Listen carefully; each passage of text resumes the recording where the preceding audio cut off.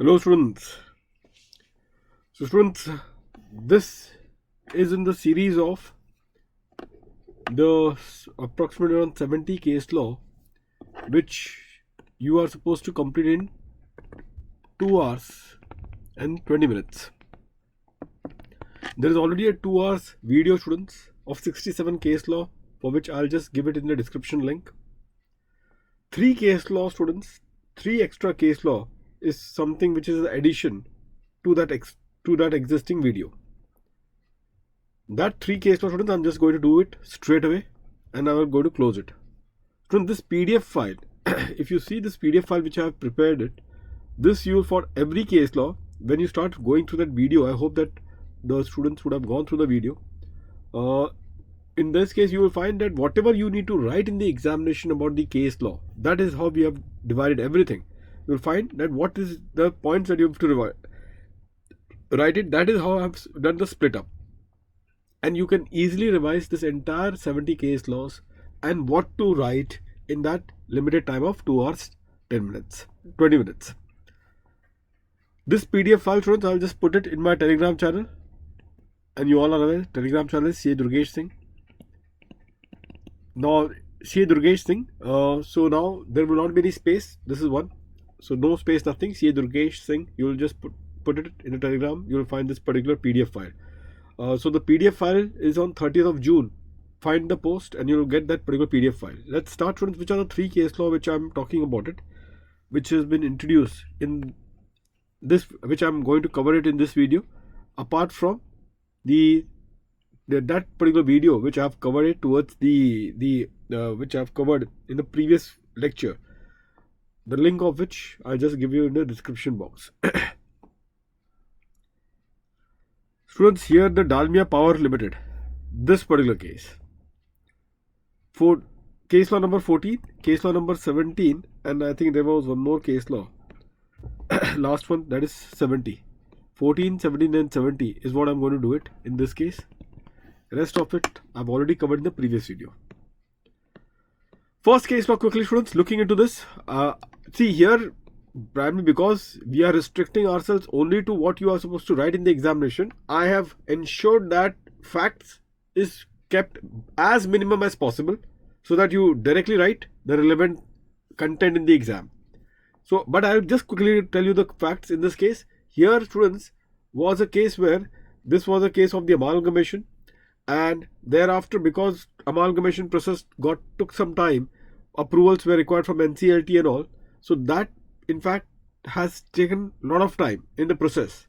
The department was, income tax department was kept in the loop, and they were party to this entire process. So they were being kept in loop, and every step they were being briefed upon. So here the company students has filed first the original return under 139(1), and the revised return students they have filed manually. So you can just imagine this case law is for that particular period, where the manual returns were being filed. The point was not on the manual return, the point was on something else. I'll just let you know. So the manual return which they have filed, primarily because why they filed the manual return, because obviously the data, once the NCLT has passed their order, the data about the brought forward losses and all, that was being taken into account.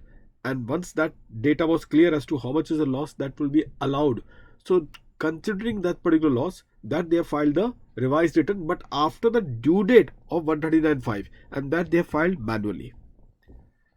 Now, accordingly, students, the department took an objection. Objection on what? Objection on the fact that if you file a return which is after the due date, you should have taken the permission from the CBDT, who has got the power to condone the delay. Who has got what? The power to condone the delay. That delay which is about the section 119. So in this context, students, herein, so see, this is how the things they've kept it, that they've said that look, if you're filing a revised return after the due date, then you need to take the approval from whom? From the CBDT, who has got the power to condone the delay. What the Supreme Court has said now, coming to the judgment, students, what the Supreme Court has said was that look, this 139(5) revised return will be applicable only when the two conditions are satisfied. The conditions are that the SSE has discovered. So there is a discovery on the part of the SSE of the omission and the wrong statement there in his original return. Now, obviously, there was no such discovery of any omission or wrong statement in the original return for the simple reason that this particular, the next return that has been filed by the SSE, which was a manual return, was being filed on the basis of what? On the basis of the information that came out of the order of the NCLT. So there was no omission or the wrong statement which got discovered by the SSE as compared to his original return. So what they have said that the provision of 139(5) will not apply since the revised return were not filed by the SSE on account of what? Omission or wrong statement in the original return. This is what you need to write, students. The delay was due to, this delay that has happened was due to the time obtained from the sanction of the scheme from the NCLT. So that is what you need to write. So first point about that, look, 139(5) provision cannot be applied because the ground for revised return, which is discovery of omission and wrong statement therein, is not applicable. Point number 2, students, in this case is about section 119, which says that even that section will not apply because please understand, every point of time the department was kept in the loop and the department did not had any objection till the time the proceedings was with the NCLT. So since the department was always in the loop, they were in fact was made the privy or the party to the entire process of the NCLT, and they have raised no objection during that particular entire process. Therefore, to apply to the CBDT under 119 for the purpose of the condonation of delay will also not apply. So that is the case, students, that you will write it. After that, the next one is about case law number 17. Again, a very factual case, students. Case law number 17, quite a unique thing. So students, here was a case where the Genpact India Private Limited, fact should be like this, that there was a case of a buyback. As per the High Court direction, the buyback, the company had to do it, and accordingly it has buyback its holding company share. Okay, this was a brief fact of the case. Now, the company has filed the return of income. However, the company has taken a position that it is not liable for what? Liable for any of this particular liability to be paid. It is not liable for any of the liability that has to be paid. And what was the reason that the company has given? Why the company was not making itself liable for this particular liability? For the reason that the company has given was that this particular buyback that they are doing was in consequence of the High Court order and not something that is going under 115 QA. That is a buyback provision. So the buyback was in consequence of the High Court order and not something which was voluntary on the part of the company so as to attract the charge of 115 QA, and therefore we deny our liability.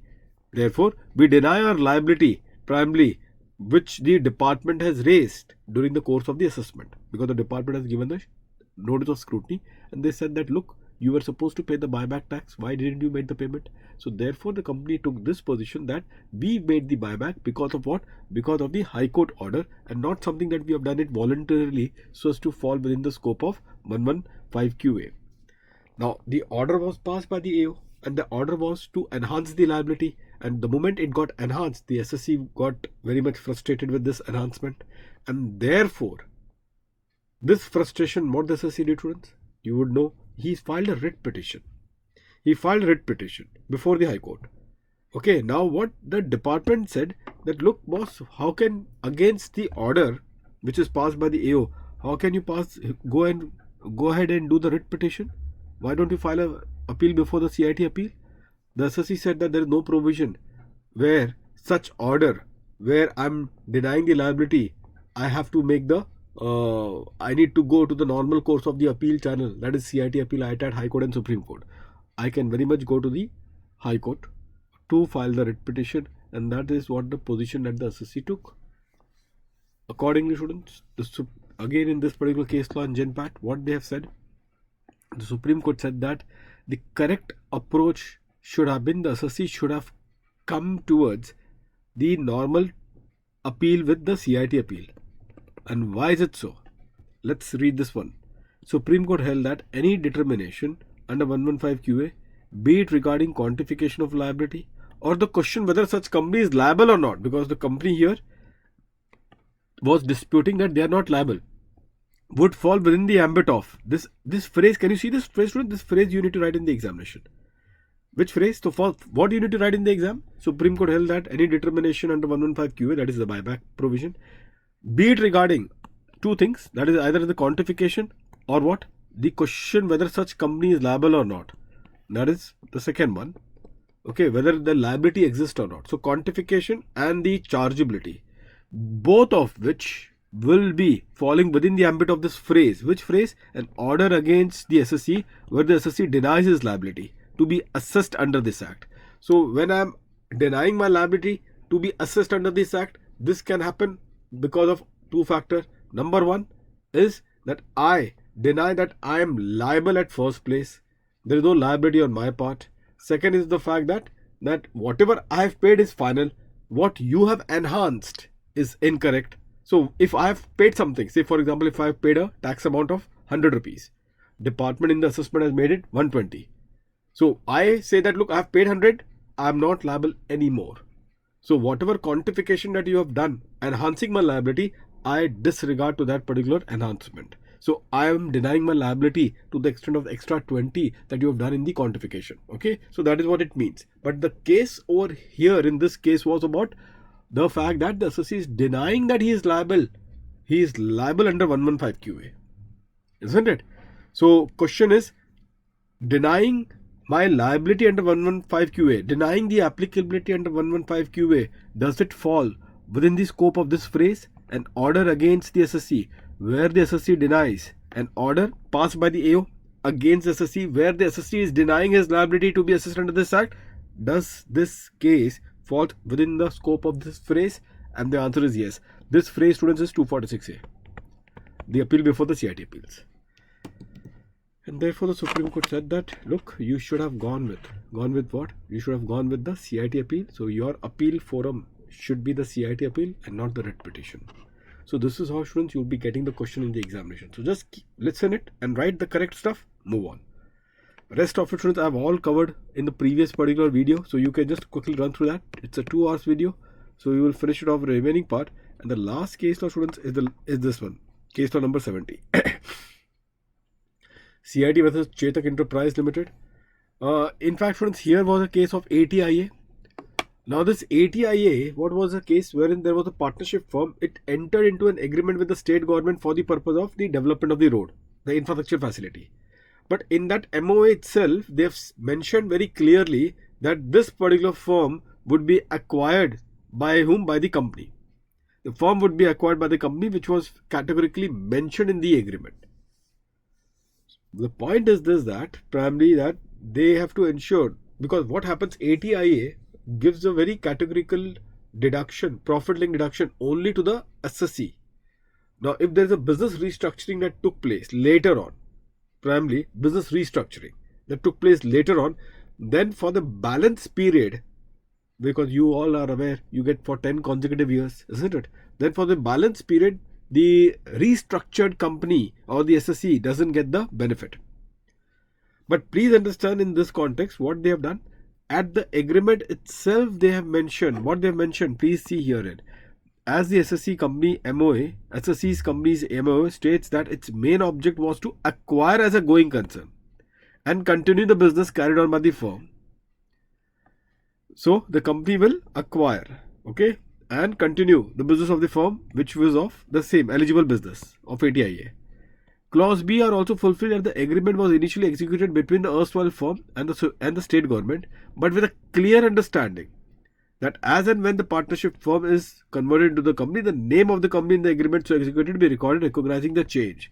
So it is not something which was not captured in the agreement with the state government. It was there at the very outset, at the very start of something. So it was something which was captured at the very outset, at the agreement stage itself, and not something which was a post facto, that there was a succession that took place later on and there is a new company that took over the business. It never happened. They had a very clear cut understanding that, look, this business actually belongs to the company, but in the meantime, we will be doing it because company formation will take some time. So in the meantime, we are doing it as a partnership firm. So that kind of a clarity they have embedded in the agreement itself so as to enable the company to claim the deduction. Enable the company to claim the deduction. And that exactly is the point. Accordingly, it was being allowed. So what you need to write, students? The two things. First is the eligible business, that the company who has acquired the business is engaged in doing that eligible business. What is the eligible business? Do write that, and please ensure to write that clear understanding was there at the time of the agreement itself that the partnership firm would be converted into a company, and thereafter the contract will be executed by the company itself. Just write this, and students, that is all of it. So students, these are the 3 case laws which have been dealt with it, and on that point, primary students, you are covered with the 70 case laws which are being there. This case law, however, is applicable for this July attempt, November attempt, as well as May 22 attempt, students. The July attempt, November attempt, as well as May 22 students. Students, for the May 22 who are there, all the students who are there for the May 22 attempt, quickly, I'll just let you know, students, there is one Yodha batch which we have already commenced, and you can either immediately join this particular batch. Obviously, some lectures that we have already done, you can see in the recorded mode. And it is a full group 2, students, full group 2. Please do communicate to your friends as well. Full group 2, which would be there, including the elective paper. So students, this is the Hindi batch. I'm talking about it. English batch, we are going to start in mid of July. So English batch, mid of July, again the entire group would be given to you, including the elective. So here, students, you have for Hindi batch, which you have already commenced, and as I'm again repeating, English batch is going to commence by mid of July. So this is the subject that has been offered. All the subjects, including you have the choice of the electives. All the subjects, including you have the choice of the electives, isn't it? And what would be the, you can take up the live session or the record session, up to you. There is no limit for the record session for the period for which you have taken the subscription. So that is the point which is the beauty of this particular this thing. Students, thereafter, you always will, for multiple educators are there for all the subjects. Dot solving session every week. That is separate lectures which are being there for dot session. Thereafter, there is a practice mock test series. Plus, there are a lot of revision that we keep on doing it. In many students are aware of it now. Students, ideally, you should now hit for this 12-month subscription. And please take this 12 months, because the benefit would be you will get extra 2 months also, which will make it to 14 months. Students can also say 6-month subscription also. If they want to take 6-month subscription, they can do that. Primarily. And this would be plus 1 month, means 7 months it will happen. But my take would be go with the 12 month. And what will happen, students, if you put this referral code, when you take this thing admission, at that time they will ask you referral code. Put the referral code CADS. There will be 10% discount, which will bring down the entire cost of the group 2 to rupees 13,990. Entire group 2. And you can pay through the EMI facility for 12-month subscription without any interest charges. So this is what you can also do. 1,292 per month you can just pay, and that is how the things are there, and you get access of the entire group 2. It is a great thing. So just don't forget this referral code CADS so that you can log the 10% discount, and that is the best part of it. This is the batch which I'm talking about, Yodha 2.0 batch for May 22, November 22 attempt. May 22, November 22 attempt. Okay, please do pass on this particular information to your friends, and all the best to all of you students. Do take care. Thank you.